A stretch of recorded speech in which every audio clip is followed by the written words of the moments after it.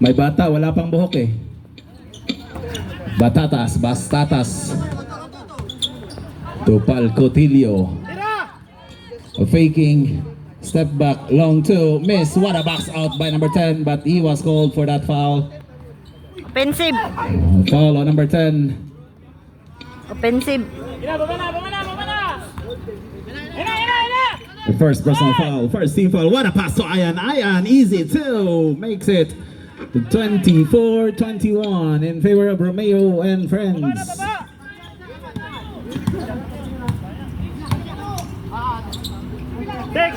Bingkay to Pal Cotillo. What a good defense by Ayan.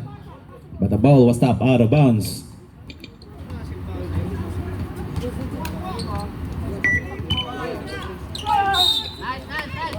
We have a foul.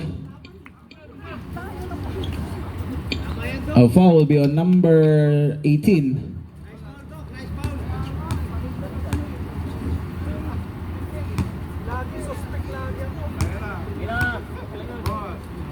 Minong, that is your first personal foul. First team fouls. Romeo and friends basket by Pal Cotillo. Makes it 24-22. 8 minutes and 40 seconds left in this second quarter.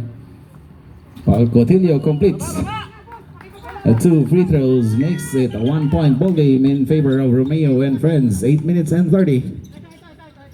Aquino from that logo Plaza. What a pass to Ayan. Love was not good, and the ball will be awarded to Romeo and friends. 7 seconds on the shot clock. 7 seconds.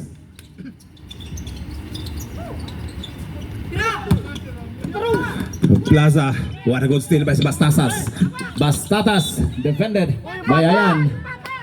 Same ball.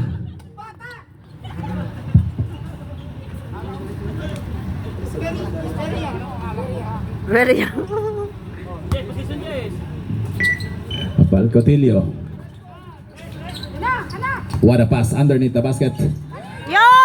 Bastatas from that free throw line makes it 25-24 in favor of Saldados. Shout out sa ating official photographer Sean Agong Plaza from the Rainbow Country. Makes it 27-25 in favor of Romeo and friends. Bastatas left alone, fake to number 10, Deloria. Spinning. What a good defense by Ayan. Cabarubias Jr. pick up that ball. Plaza. Pre, kunin mo na yan! Huwag mo na iwan! What a pass to Ayan. But the pass is too strong and too high.